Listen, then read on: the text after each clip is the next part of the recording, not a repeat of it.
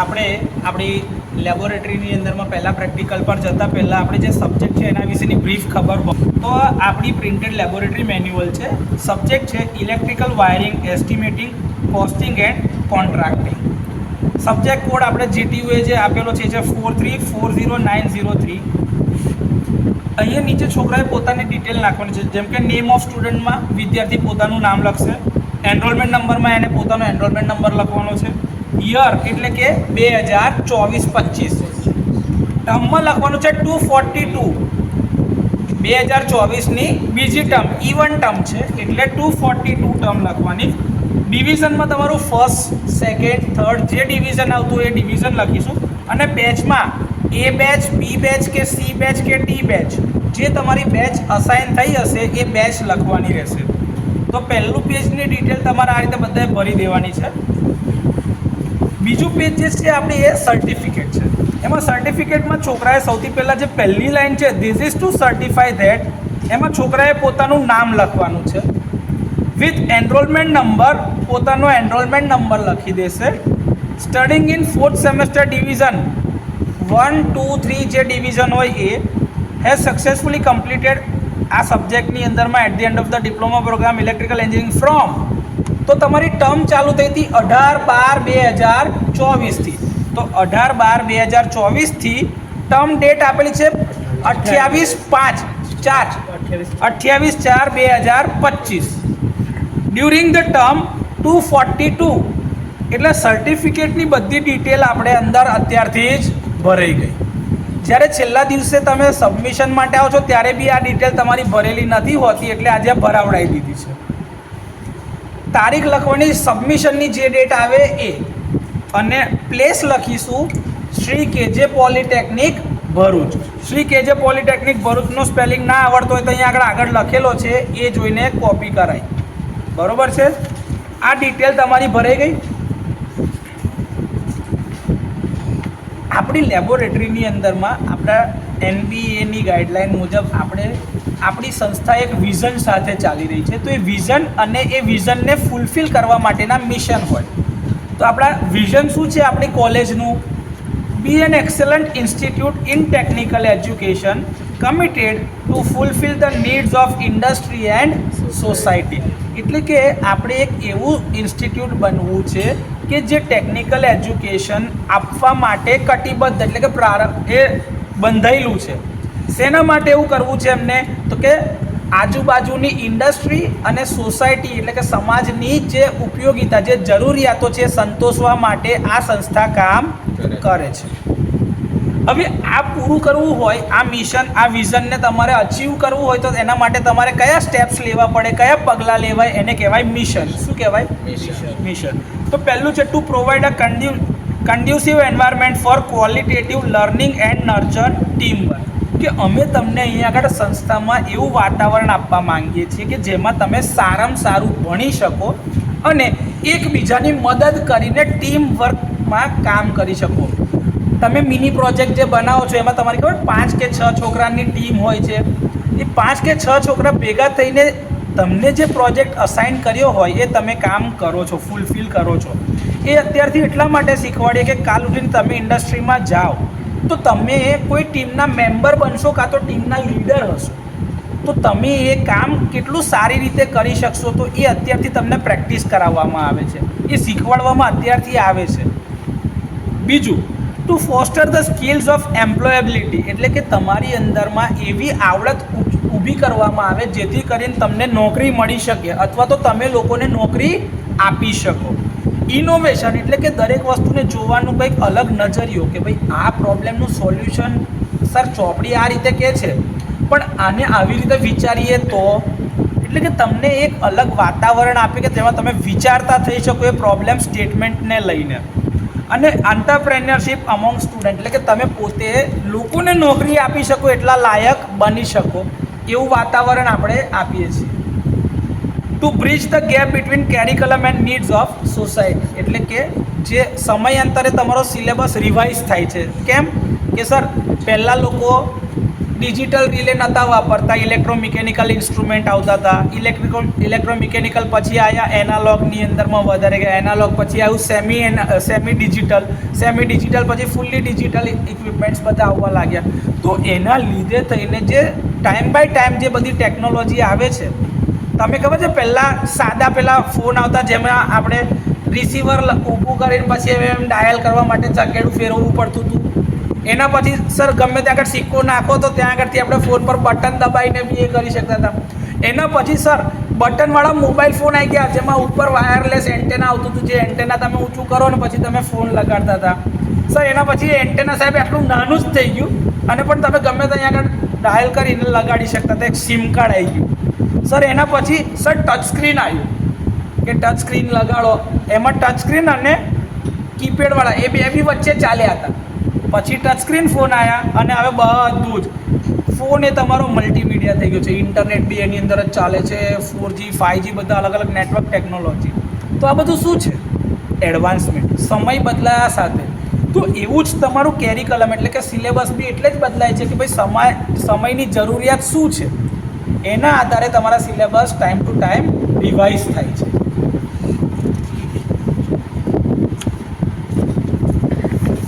એ જ રીતે આપણું ડિપાર્ટમેન્ટનું બી એક વિઝન છે કે ઇલેક્ટ્રિકલ એન્જિનિયરિંગ ડિપાર્ટમેન્ટને શું કરવું છે, એ કેમ ઇલેક્ટ્રિકલ એન્જિનિયરિંગ ડિપાર્ટમેન્ટ અહીંયા કામ કરે છે. તો એ લોકોનું વિઝન છે be a department of technical excellence in electrical engineering imparting latest technical skill complementary to the industry and society. અને એના માટે આપણે શું કરીએ છીએ કે સિલેબસ તો નવો અપડેટેડ લાયા જ છીએ, એ ભણાવીએ છીએ. એના માટે તમને ઇન્ટર્નશીપમાં મોકલીએ છીએ, તમને ઇન્ડસ્ટ્રીયલ વિઝિટ કરાવીએ છીએ, ઇન્ડસ્ટ્રી એક્સપર્ટને બોલાવીને એક્સપર્ટ લેક્ચર લઈએ છીએ, સેમિનાર લઈએ છીએ. તમને અલગ અલગ રીતે આ વસ્તુ શીખવાડવામાં આવે છે જેથી કરીને તમે સારા એન્જિનિયર બની શકો. તો એના માટેના મિશન આપણા કયા છે? તો કે ભાઈ to impart skill based technical education significant to electrical engineering through conducive environment for qualitative learning. કે તમને એવું ભણાવવામાં આવે છે સંસ્થા ખાતે to make up for the shortfall between academy and needs of society. તો એના માટે આપણે શું કર્યું? એક્સપર્ટ લેક્ચર કર્યા, કાં તો તમને ઇન્ટર્નશીપમાં મોકલ્યા, કાં તો ઇન્ડસ્ટ્રીયલ વિઝિટ કરાવી. એ બધું આપણે કરીએ છીએ આમાં. હા. To mould student for team work, leadership, moral and ethical values. તો તમને મિની પ્રોજેક્ટ આપીને ટીમ વર્ક તમારી જોડે કરાવડે છે. પછી અમુક વાર એવું કહે છે કે ભાઈ આ દાખલો ચાલે એક કામ કરતું, આ 5 છોકરાના દાખલો ગણાય કેવી રીતે તે ગણીએ તો ક્લાસ પર આપણે ઊભા રહીએ છીએ. એની અંદર તમારી અંદર ટીમ લીડરની સ્કિલ્સ ડેવલપ થાય કે તમારી અંદરથી સ્ટેજ ફિયર દૂર થાય, તમે 5 જણની વચ્ચે બી બોલી શકો. તો આ જે નાની મોટી એક્ટિવિટી આપણે જે રેગ્યુલર બેસિસ પર કરીએ છીએ, શેના માટે કરીએ છીએ? કે તમને કંઈક આવડે, કંઈક શીખો, કંઈક ને કંઈક તમારી અંદર સ્કિલ ડેવલપ થાય. આ આપણા સબ્જેક્ટના કોર્સ આઉટકમ છે. આપણા જે 5 ચેપ્ટર છે એના 5 ચેપ્ટર પ્રમાણે આપણે 5 કોર્સ આઉટકમ બનાવ્યા છે. પહેલું ચેપ્ટર જે છે એના પ્રમાણમાં પહેલો CO છે select relevant wiring method, tool and accessories for electrical installation. કે ભાઈ કઈ કઈ વસ્તુની જરૂરિયાત પડે, કયા પ્રકારના વાયરિંગ થાય, વાયરિંગમાં કયા ટૂલ હોય, એને આઈડેન્ટિફાઈ કરવાની મેથડ્સની અંતે બધું પહેલા ચેપ્ટરમાં આપણે ભણીએ છીએ. બીજો ચેપ્ટર જે છે એમાં છે undertake tendering and purchase procedure. કેમ કે આપણે જે વાયરિંગ જોઈ રહ્યા છીએ એ વાયરિંગ ખાલી હાઉસહોલ્ડ વાયરિંગની વાત નથી કરતા. આપણે જે વાયરિંગ કરવાનું છે એની અંદરમાં બિલ્ડિંગના વાયરિંગ આવે. હવે બિલ્ડિંગ એટલે રેસિડેન્શિયલ બિલ્ડિંગ બી આવે, કમર્શિયલ બિલ્ડિંગ બી આવે. ઇન્ડસ્ટ્રીયલ એન્વાયરમેન્ટ માટે બી તમારે બિલ્ડિંગ્સ બનાવવી પડે, તમારે હોસ્પિટલ બી બનાવવાની હોય એનું વાયરિંગ હોય, મોટી મોટી જાયન્ટ ફેક્ટરીઝ હોય કે જેની અંદર કોર્પોરેટ સ્ટ્રક્ચરની બિલ્ડિંગ્સ હોય, જેની અંદર આઈટી ઇન્ડસ્ટ્રી બનાવી છે. તો આઈટી ઇન્ડસ્ટ્રીમાં શું હોય? મેઇન તો બધા ઓફિસમાં જ બેઠા હોય અને એ લોકોને પોતાના સર્વરના અલગ વાયરિંગ જોઈતા હોય, તો એ પ્રમાણની વ્યવસ્થા કરીને તમારે ઓફિસ વાયરિંગ કરી આપવું પડે. તો આ બધા ટાઈપના વાયરિંગ માટે તમે ટેન્ડરિંગ કરતાં આવડવું જોઈએ અને પરચેસ કરતાં આવડવું જોઈએ. તો એની વસ્તુની મેથડ માટે તમને શીખવાડ્યું છે. બીજું estimate cost of various domestic and industrial installation as per I act 2003 એટલે કે ઇન્ડિયન ઇલેક્ટ્રિસિટી એક્ટ 2003 મુજબ કઈ વસ્તુ લગાડવી ફરજિયાત છે. જેમ કે આપણે ખબર તમે ડિસ્ટ્રીબ્યુશન કંપની એટલે કે આ DGVCL, MGVCL, UGVCL, PGVCL એ બધા શું કહે છે કે તમારા ઘરે કોઈ જાતના એક્સિડન્ટ્સ ના થાય એના માટે આપણે શું લગાડવું પડે? ELCB, MCB, RCCB એ બધું લગાડવું ફરજિયાત છે. તમે જ્યાં સુધી ELCB ફિટ ના કરો ને ત્યાં સુધી તમારા ઘરે વાયરિંગ કરવા જ ના આવે, મીટર ઇન્સ્ટોલ જ ના કરે. કેમ કે તમારે જે એપ્લિકેશન ફોર્મ હોય ને એમાં તમારે ELCBનો નંબર નાખવો પડે કે ભાઈ મેં આ નંબરની ELCB મારા ઘરે લગાડી છે. શેના માટે છે કે ભાઈ ઇલેક્ટ્રિસિટી એક્ટ આ કાયદાની જોગવાઈમાં લખેલું છે કે સેફટી સૌથી પહેલાં હોવી જોઈએ. Estimate the materials and cost of electrification for different buildings. જે કીધું અલગ અલગ પ્રકારના બિલ્ડિંગ માટે. સિનેમા છે એટલે કે ભાઈ મલ્ટીપ્લેક્સ હોય તો મલ્ટીપ્લેક્સનું વાયરિંગ, કોલેજ, સ્કૂલ, પછી આ હોસ્પિટલનું વાયરિંગ કેવું હોય, કોર્પોરેટ ઓફિસનું વાયરિંગ કેવું હોય, પછી પબ્લિક ટોયલેટનું વાયરિંગ કેવું હોય. તો આ બધી અલગ અલગ યુટિલિટી છે. બસ ડેપો હોય, રેલવે સ્ટેશન હોય, આ બધી અલગ અલગ બિલ્ડિંગને અલગ અલગ જગ્યાઓ છે તો બધાના વાયરિંગ અલગ અલગ પ્રકારના હોઈ શકે કે નહીં? તમને વાયરિંગ કરતાં એટલે શીખવાડવું જરૂરી છે કે કાલ ઉઠીને તમે તમારો બિઝનેસ કરતા હોય તો મોટી મોટી સાઇટ ઉપર તમારે ધારો કે વાયરિંગ કરવા કે ભાઈ 15 માળની બિલ્ડિંગનું વાયરિંગ કરવાનું છે તો 15 માળની બિલ્ડિંગનું વાયરિંગ કરવા માટેની જરૂરિયાત તમને ખબર હોવી. એ વાયરિંગ માટે કેટલો ખર્ચો લાગશે એનો એસ્ટિમેટ બનાવતા આવડવું જોઈએ. આ બધું એટલા માટે આ સબ્જેક્ટ આપવામાં આવ્યો છે. અને આ સબ્જેક્ટ તમને આંતરપ્રેન્યોર એટલે કે ધંધાદારી બનાવવા માટે કે તમે લોકોને નોકરીએ રાખી શકો ને એવું શીખવાડવા માટે બહુ ઇમ્પોર્ટન્ટ છે. પાંચમું છે estimate cost of distribution line project as per I act 2003. કે ભાઈ લાઇન ડિસ્ટ્રીબ્યુશન જે કરવા હોય ખબર આપણે ત્યાં આગળ વાયરિંગ આપણે જે એક મેઇન પેનલ હોય, મેઇન પેનલ પછી નાની નાની સબ પેનલ હોય, સબ પેનલ પછી નાના ડિસ્ટ્રીબ્યુશન બોક્સ હોય, ડિસ્ટ્રીબ્યુશન બોક્સ પછી નાના નાના અલગ અલગ રૂમના વાયરિંગ હોય. તો એવી રીતે તમારે આખું ડિસ્ટ્રીબ્યુટ કરવું પડે ને એમાં બધી જગ્યા પર અલગ અલગ વસ્તુઓની જરૂરિયાત પડતી હોય. અલગ અલગ રેટિંગની MCB જોઈએ, અલગ અલગ રેટિંગના વાયર જોઈએ, અલગ અલગ રેટિંગની તમારી સ્વિચ હોય, 5 એમ્પિયર, 15 એમ્પિયર, એના પ્લગ હોય, પંખા કેટલા જશે, તો એ બધું વાયરિંગ ગણતા આવડવું જોઈએ. એટલા માટે આખો સિલેબસ આ 5 અલગ અલગ ચેપ્ટરમાં ડિફાઇન કર્યો છે. પ્રોગ્રામ આઉટકમ્સ જે આપણા 7 છે એ પ્રોગ્રામ આઉટકમ્સ અને 2 પ્રોગ્રામ સ્પેસિફિક આઉટકમ છે. આ પ્રોગ્રામ આઉટકમ જે 7 છે એ તમારા બ્રાન્ચ સ્પેસિફિક બી છે અને બેસિક એન્જિનિયરિંગ સ્પેસિફિક બી છે. તમારું યોગ્ય ઘડતર કરવા માટે તમારે શું કરવાનું હોય એના માટેના આ સ્ટેપ્સ છે. તો સૌથી પહેલું છે basic and discipline specific knowledge એટલે કે તમને જરૂરિયાતનું જેમ કે mathematics, physics, chemistry, English, engineering, drawing, આ બધા તમારા જે સબ્જેક્ટ હોય એ બેસિક સબ્જેક્ટ છે જેનું તમને જ્ઞાન હોવું જરૂરી. તો એ તમને જનરલ એટલે કે હ્યુમાનિટી એન્ડ સાયન્સ ડિપાર્ટમેન્ટમાં ભણાવે છે. તમે ફર્સ્ટ યરમાં એ બધું ભણ્યા. અને બ્રાન્ચ સ્પેસિફિક એટલે તમે DC સર્કિટ ભણ્યા, AC સર્કિટ ભણ્યા, પછી ઇલેક્ટ્રિકલ ઇન્સ્ટ્રુમેન્ટેશન ભણ્યા, digital electronics and digital instrument DEDI subject છે. તો આ બધા અલગ અલગ જે સબ્જેક્ટ આપણે ભણીએ છીએ, EPGT છે, ડિસ્ટ્રીબ્યુશન એન્ડ યુટિલાઇઝેશન DUEP આ સેમેસ્ટરમાં ભણવાના છે. તો આ બધા જે સબ્જેક્ટ છે એ ઇલેક્ટ્રિકલના જ છે સબ્જેક્ટ. એટલે કયા સબ્જેક્ટ કહેવાય? Discipline specific. જે તમે 6 સેમેસ્ટર લગીને ભણશો ત્યાં સુધી આ તમને શીખવાડવામાં આવશે. પ્રોબ્લેમ એનાલિસિસ તો ખબર તમને એવું કહેવામાં આવે છે કે તમને કોઈ પ્રોબ્લેમ આપ્યો મિની પ્રોજેક્ટમાં કે ભાઈ ધારો કે તારે એક ડોમેસ્ટિક વાયરિંગ કરીને આપવાનું છે, તારે ભાઈ સ્ટેરકેસ વાયરિંગ કરવાનું છે, તારે ગોડાઉન વાયરિંગ કરવાનું છે, તારે હોસ્ટેલનું વાયરિંગ કરવાનું છે.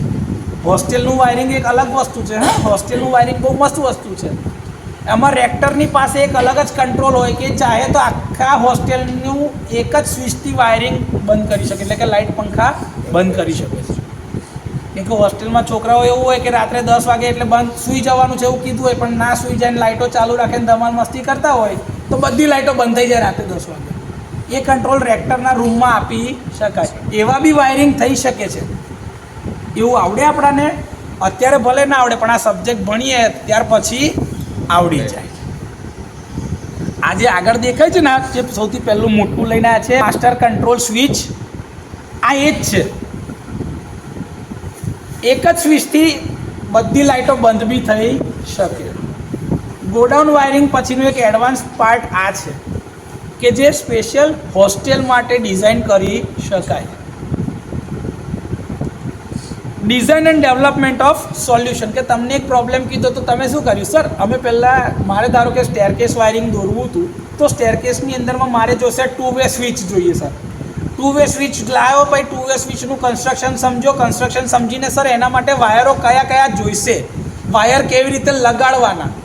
સર તો મેં એનું પહેલાં સોલ્યુશન એક બનાવ્યું કે અચ્છા આ રીતે મારો પ્રોબ્લેમ સોલ્વ થઈ શકે છે. કે નહીં તો શું થાય ખબર છે, સ્વિચ બંધ કરવા પાછું નીચે આવવાનું, ઉપર જવાનું, વારે ઘડીએ થાય તો સર, અથવા તો એવું ના કરીએ તો લાઇટ ચાલુ રહે તો ઇલેક્ટ્રિસિટીનો વેસ્ટ થાય. તો એ પ્રોબ્લેમને દૂર કરવા માટે આપણે 2 વે સ્વિચનો યુઝ કરીને સ્ટેરકેસ વાયરિંગ લાવ્યા હતા. કે દરેક ટાઈમે જે આ બધું ચેન્જીસ આવ્યા છે વાયરિંગની મેથડ્સમાં, વાયરિંગની ટેકનોલોજીની અંદરમાં, તો એ ખબર તમને પડશે જ્યારે આ સબ્જેક્ટ તમે આખો ભણશો. Engineering tools, experimentation and testing, તો આ જનરલાઇઝ સ્ટેટમેન્ટ હોય બધા કે જે તમારા 6 સેમેસ્ટર સુધીની વસ્તુઓને કન્સિડર કરતા હોય. જેમ કે તમે આ કહેતા સર એન્જિનિયરિંગ ટૂલ્સ, તો આપણે કોમ્પ્યુટર એડેડ ડિઝાઇન કરવી હોય તો ઓટોકેડ વાપરતા આવીએ, પીસીમ વાપરી શકીએ છીએ, પીએસકેડ, ઈટેપ, એ બધા ડિઝાઇન ટૂલ છે, સોફ્ટવેર ટૂલ કે જે સ્પેશિયલ આપણા માટે જરૂરી છે. એક્સપેરિમેન્ટેશન, તો આપણે ખબર અમુક એક્સપેરિમેન્ટ, ધારો કે ડીસી મશીનના પ્રેક્ટિકલ આપણે કર્યા હતા કે નહીં, તો એના માટેના મશીનના પ્રેક્ટિકલ અલગ જ હોય. તમારે વાયરિંગ ચેક કરવું છે તો વાયરિંગ ચેક કરવા માટે આપણે શું કરીએ છીએ? સર પહેલાં વાયર લગાડ્યો, પછી છે ને કન્ટિન્યુટી આપણે મીટરથી ચેક કરીએ, અચ્છા વાયર ઓકે છે, સ્વિચ પાડીએ તો આ કોન્ટેક્ટ ક્લોઝ થાય છે કે ઓપન જ રહે છે, એ બધું ચેક કરી શકાય. આને કહેવાય એક્સપેરિમેન્ટેશન, કે ભાઈ કોઈ બી વસ્તુ ઉડી જાય એવું થાય નહીં. તો નાના સ્ટેપ્સ ફોલો કરવા પડે તો તમે એકદમ પ્રોપર કામ કરી શકો. પછી આવે ટેસ્ટિંગની વાત. લાવો સાહેબ ટેસ્ટ કરી જોઉં મારું કામ બધું બરોબર થાય છે કે નહીં. સર નીચેથી સ્વિચ પાડી, ઓકે, બલ્બ ગ્લો થયો, ઉપર ગયો સ્વિચ પાડી, સર બલ્બ બંધ નહીં થતો, વાયરિંગમાં કંઈક લોચો છે સર, ઉભારો ફરી ચેક કર્યું, તમે ચેક કર્યું, પ્રોબ્લેમ સોલ્વ થયો, ઉપર ગયા ફરી સ્વિચ પાડી, સર બલ્બ બંધ થઈ ગયો. This is called staircase. આ બધું શું થયું? નાના ટેસ્ટિંગ તમે જાતે કરી રહ્યા છો આ વસ્તુ. તો આવા એક્સપેરિમેન્ટેશન માટે તમને અમારી કોઈની જરૂર પડવી ના જોઈએ. અમારું કામ તમને શીખવાડવાનું છે, વિચારતા કરવાનું છે. ઇમ્પ્લિમેન્ટેશન તમે કરો ત્યારે તમારી જોડે ઊભું રહેવાનું છે કે તમને કરંટ ના લાગી જાય, કોઈ શોક ના લાગે, ક્યાંય સ્પાર્કિંગ ના થઈ જાય, તમને કશું ના થઈ જાય. એટલી વસ્તુ શીખવાડવાની જવાબદારી અમારી છે, એટલે અમે તમારી સાથે રહીએ. પણ આ વાયરિંગના પ્રોજેક્ટ, મિની પ્રોજેક્ટ તો આપણે ઘરેથી જાતે જ બનાવ્યા હોય ને આની અંદર 230 વોલ્ટ પર જ આપણે કામ કરવાના છીએ. બહુ હેવી વોલ્ટેજ બી નથી અને એકાદ બે બલ્બ જ ચલાવવાના આવીએ તો એકાદ એમ્પિયરની આજુબાજુનો કરંટ હોય તો આપણે ખબર લેબની અંદરમાં અર્થમેટ પાથરી દીધી છે. શેના માટે? શોક ના લાગે, સેફટી માટે. તો એવી વસ્તુ આપણે એટલે જ રાખી છે કે જ્યાંથી તમને તકલીફ પડે નહીં. પ્રોજેક્ટ મેનેજમેન્ટ, આ તો તમે જાતે જ કરો છો ભાઈ. કયા કમ્પોનન્ટની જરૂર પડશે પહેલાં એનું લિસ્ટ બનાવ્યું. સર આના સિવાય કોઈ કમ્પોનન્ટ જોઈશે લિસ્ટ, કેમ કે સર ખર્ચો કરીને લઈ આવીએ ને પછી ખૂટે તો પછી તમે લઈ આવો, પછી તમે એનું વાયરિંગ કરો ને તે કરો છો કે નહીં. આ જ બધું છે પ્રોજેક્ટ મેનેજમેન્ટ. ખબર હોવી જોઈએ. આ નાના લેવલ પરથી તમે અત્યારથી શીખો ને તો જ્યારે તમે ઇન્ડસ્ટ્રીમાં જાઓ તો તમને પ્રોજેક્ટ મેનેજમેન્ટ કહે તો સૌથી પહેલી મેથડ તમે શું કરો? સર આપણો પ્રોજેક્ટ કયો છે, એ પ્રોજેક્ટ ફોકસ કરીને સર એમાં કઈ વસ્તુની જરૂર પડશે, લાવો તો એનો ડાયાગ્રામ આપો. તો એટલે તમે ડાયાગ્રામ જોયા પછી ખબર પડે, અચ્છા આની અંદર તો 150 MCB જોઈશે. સાહેબ MCBનું રેટિંગ તો કે ભાઈ 50 MCB 15 એમ્પિયરની એટલે કે 16 એમ્પિયરની જોઈશે, 40 MCB 20 એમ્પિયરની જોઈએ છે, બીજી 10 MCB છે એ સાહેબ મારે 40 એમ્પિયરની જોઈએ છે, એક મેઇન MCB છે સાહેબ MCCB લગાડી 100 એમ્પિયરની, 250 એમ્પિયર્સની આવી MCCB આવે છે ને વાયરિંગમાં, મેઇન પેનલમાં જે લાગી હોય. તો એ બધું વાયરિંગ તમને ખબર પડવી જોઈએ. એના કોસ્ટ ખબર હોવા જોઈએ કે ભાઈ હું ફિલિપ્સની લાવું છું, પેનાસોનિકની, એન્કરની કઈ વસ્તુ લાવું છું, કઈ કંપનીની લાવું છું, ગ્રેટ વ્હાઇટની લાવું છું. એના આધારે એના ખર્ચા અથવા તો એની પ્રાઇસ બદલાતી હોય તો એ દરેક કેટેલોગ બી આપણી પાસે હોવા જોઈએ. તો તમે ખર્ચો કાઢી શકશો ને. તો આ બધી જ વસ્તુ પ્રોજેક્ટ મેનેજમેન્ટમાં જરૂરી છે, જે તમે આ નાના નાના મિની પ્રોજેક્ટથી શીખી રહ્યા છો. કે ઇન્ડસ્ટ્રીની અંદરમાં તમારો પ્રોજેક્ટ 2 કરોડનો બી હોય, 20 કરોડનો બી હોય, પણ એ પૈસા વેસ્ટ કરાય નહીં. તો કંપની આપણાને કહે છે આવજો, કાલથી આવતા. કે એના પૈસા છે એ તો તમારી અંદર ઇન્વેસ્ટ કરવા માટે છે, કે ભાઈ તમારે પૈસા ઉલટું એની અંદરથી બચાવીને આપવાના છે. સર તમે મને 2 કરોડ આપ્યા હતા ને, આપણો પ્રોજેક્ટ 1 કરોડ 90 લાખમાં થઈ ગયો, 10 લાખ રૂપિયા બચત. અમુક સારી સારી ઇન્ડસ્ટ્રી તમે આવી જે બચત કરીને પૈસા આપો ને આવી રીતે, સર પ્રોજેક્ટ મેનેજમેન્ટ સારું કર્યું તો તમને પ્રમોશન બી આપે ને તમને ઇન્સેન્ટિવમાં તમારી ટીમને પૈસા આપે 10 લાખ રૂપિયા. કે ભાઈ તું લીડર હતો ને 2 લાખ રૂપિયા તારા, ને બીજા 8 જણ તારી જોડે તો બધાને 1-1 લાખ રૂપિયા ઇન્સેન્ટિવ. ઇન્સેન્ટિવ શેના માટે મળ્યું? તમારે એપ્રિશિએશનના ભાગરૂપે તમે સારું કામ કર્યું. સમજ્યા? તો આવું બી અમુક કંપની કરતી હોય. એટલે પ્રોજેક્ટ મેનેજમેન્ટ કઈ વ્યક્તિ કેટલું સારું કરે છે એના આધારે ઇન્ડસ્ટ્રી પ્રોફિટ અથવા તો લોસમાં તમને ભાગીદાર બનાવે. લોસમાં ભાગીદાર એટલે નોકરીમાંથી કાઢી મૂકે. આવું જોઈએ જ નહીં ને. આને કઈ 70,000 રૂપિયા પગાર આપવાનો મહિને, ચાલ જા તું ના જોઈએ, તો એ તમને કાઢી બી શકે છે. આ વસ્તુ અત્યારે એટલે સમજાવું છું કેમ કે આવતા વર્ષે કેમ્પસ પ્લેસમેન્ટ ચાલુ થશે તમારા માટે. તો અત્યારથી તમે આ વસ્તુ ઉપર ફોકસ કરશો ને શીખશો ને તો કંપની તમને લઈ જશે. કેમ કે મહિને 30,000 રૂપિયા મહિનાનો મિનિમમ પગારથી ચાલુ થાય છે નોકરીઓ તમારા માટે. 30,000 અ મંથ. તો કંપની 30,000 તમને આપતી હોય તો 30,000 સામે કામ બી તો લેશે ને. તો તમે બરાબર કામ નહીં કરો, કાં તો તમારામાં આવડત નહીં હોય કે આ સ્કિલ્સ નહીં હોય તો ચાલશે.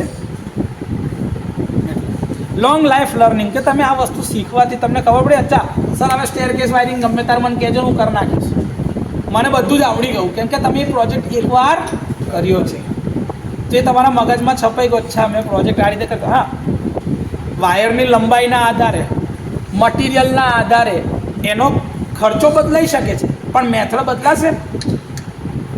એ મેથડ તમને એકવાર આવડી ગઈ તો તમારા મગજમાં ફિટ થઈ ગયું કે નહીં.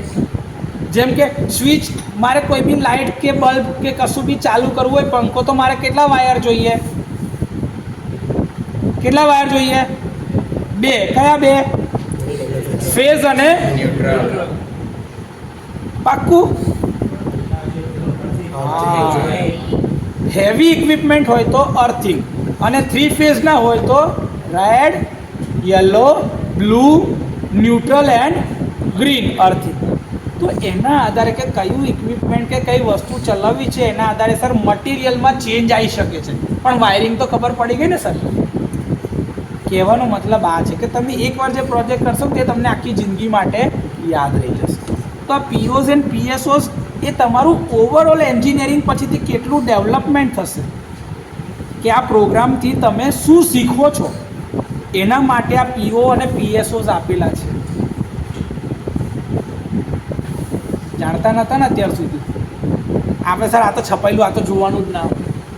આ ખરેખર ઇમ્પોર્ટન્ટ છે કે આ કેમ તમને આપ્યું છે.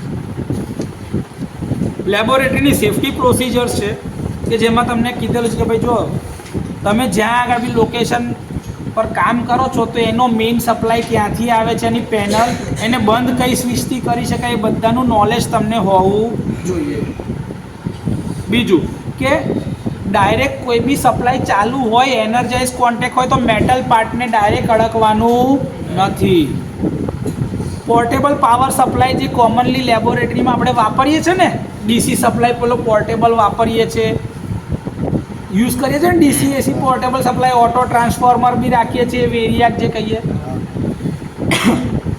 એ બધી જ વસ્તુઓને એકદમ સેફલી અડકવાની છે, ઓપરેટ કરવાની છે. કે ભાઈ એનો પ્લાસ્ટિકનો નોબ છે એનાથી જ ઓપરેટ કરવાનું, મેટલ પાર્ટને અડકવાનું નહીં.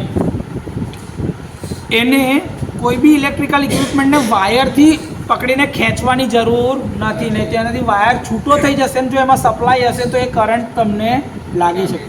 કોઈ બી ઇલેક્ટ્રિકલ ઇક્વિપમેન્ટને અડકતા હોય તો હંમેશા એ સ્વિચ ઓફ પોઝિશનમાં જોઈએ અને એના જે હેન્ડલ આપ્યા હોય ત્યાંથી જ એને પકડવાનું, એના વગર એને પકડાય નહીં. જ્યારે પાવર કોર્ડ જે હોય છે, આપણે જે પાવર કોર્ડ જે હોય ને, તમે 3 કોરનો કેબલ લીધો હોય તો એની અંદરમાં 3 કોરમાં ધારો કે તમારો એક ફેઝ છે, એક ન્યુટ્રલ છે અને એક અર્થ વાયર છે 3 કોર કેબલમાં. એવી જ રીતે 4 કોર કેબલ હોય તો 3 ફેઝ છે ને એક ન્યુટ્રલ છે, તો એ જે બી કોર્ડ હોય એની ઉપર પ્લગ ઇન કરેલું હોવું જરૂરી છે. એના વાયરને ડાયરેક્ટ અડકવાનું નહીં કે તો ડાયરેક્ટ ખેંચવાનું નહીં, સેફટીના કારણે એ ખાસ ધ્યાન રાખવાનું. આપણે કોઈ બી જગ્યા ઉપર તમે ના બેઠા હોય કાં તો કોઈક ફોલ્ટ આવ્યો છે એ ખબર પડે તો સૌથી પહેલાં સ્વિચ બંધ કરી દેવાની અને છેડા કાઢી નાખવાના, જેથી કરીને એની અંદરમાં કોઈ પણ જાતનો કરંટ જવો જોઈએ નહીં. તો તમે એને અડકશો ને તો તમને કરંટ લાગે, બરાબર છે. આ કોઈ બી જગ્યા પર વાયરિંગ જાતે બદલવાનું નહીં. જ્યારે સર્કિટની અંદરમાં પ્લગ ઇન કરેલું એટલે કે ભાઈ પ્લગમાં એનો છેડો નાખ્યો હોય ત્યારે લાઈવમાં વાયરિંગ કરવાનું, એવું હોશિયાર થવાનું જ નહીં, કેમ કે એનાથી કરંટ લાગવાની શક્યતા રહેલી છે. સેફટી જરૂરી છે. તમને કંઈ ના થવું જોઈએ, કેમ કે જાન હે તો જાન હે, જીવતા રહેશો તો ડિપ્લોમા એન્જિનિયર થશો ને, એટલે પોતાનું ધ્યાન જાતે જ રાખતા શીખવું પડશે. જરૂર હોય એ પ્રમાણે મેન્યુઅલ વાંચવી જરૂરી છે. મેન્યુફેક્ચરરે પોતાની મેન્યુઅલ આપેલી હોય કે ભાઈ આ વસ્તુને વાપરવા માટેની ગાઈડ આ છે, આ પ્રમાણે આને ઓપરેટ કરવાનું, તો એ વાંચવાનું. જ્યારે બી તમારે કંઈ બી વસ્તુ મેજર કરવી છે, ક્લેમ્પોન મીટર હોય કે મલ્ટીમીટર હોય, તો તમારે જરૂર પડે ત્યારે જ એનો યુઝ કરવાનો ને પ્રોપર રેટિંગના ઇન્સ્ટ્રુમેન્ટ જ લઈને માપન કરવાનું. હવે 5 એમ્પિયરનો કરંટ માપવો હોય અને કરંટ મીટર માપવા માટે તમે જે એમીટર લાવ્યો એમીટરની રેન્જ જ 500 એમ્પિયર હોય, તો 5 એમ્પિયર એ સારી રીતે માપી શકે ખરું? મારે 5 જ એમ્પિયર માપવો હોય તો મારે કેટલા એમ્પિયરની રેન્જ લેવાય? 10 એમ્પિયર. તો મને સારી રીતે રીડિંગ વંચાશે ને દેખાશે ને. તો આ બી ખબર હોવી જોઈએ કે ભાઈ માપન કેટલું છે, એના આધારે કયું મીટર લગાડાશે. જ્યારે તમે લેબોરેટરીની અંદરમાં કામ પતી જાય પછીથી સ્વિચ બંધ કરી દેવાની, કાઢી નાખવાની, અને એમાં કંઈક ઉડી ગયું હોય તો સપ્લાય બંધ કર્યા પછી જે રિપ્લેસ કરવાનું, એમને ચાલુ સપ્લાયમાં રિપ્લેસ કરવાનું, બરાબર છે. જે બી ઇલેક્ટ્રિકલ સેફટી પ્રિકોશન્સ તમને શીખવાડ્યા છે અત્યાર સુધી એને કન્ટિન્યુઅસલી મગજમાં રાખીને ફોલો કરવાના. કોઈ કેસમાં ધારો કે આગ લાગે છે કાં તો સ્પાર્કિંગ થાય છે તો એ મશીનનો સૌથી પહેલાં સપ્લાય ડિસ્કનેક્ટ કરવાનો અને એનાથી સેફ ડિસ્ટન્સ પર રહેવાનું. અને આપણી લેબોરેટરીમાં ફાયર એક્સટિંગ્યુશર લાગેલા છે, એ ફાયર એક્સટિંગ્યુશર કેવી રીતે ઓપરેટ થાય એ શીખવાડ્યું બી છે તમને, અને એના ડેમો બી શીખવાડેલા છે, અને એના ઉપર સ્ટીકર પર લખેલું બી હોય કે ભાઈ કઈ રીતે એની પેલી કી કાઢવાની, કેવી રીતે એને યુઝ કરવાનો છે ને સ્પ્રે કરવાનો છે કયા પાર્ટ ઉપર, તો એ રીતે ફોલો કરવાનું, બરાબર છે. અને તમારાથી કશું જ ના થાય તો એ જગ્યાથી દૂર ભાગી જવાનું, જેથી કરીને તમને કશું થાય નહીં. તો આ ઇલેક્ટ્રિકલ સેફટી રાખવી ફરજિયાત છે. આપણા પ્રેક્ટિકલની મેન્યુઅલના લિસ્ટ છે કે આપણે કેટલા પ્રેક્ટિકલ પરફોર્મ કરવાના છે. તો આજે આપણે જે જોવાના છે આપણો પહેલો પ્રેક્ટિકલ છે. પહેલો પ્રેક્ટિકલ જે છે એની અંદર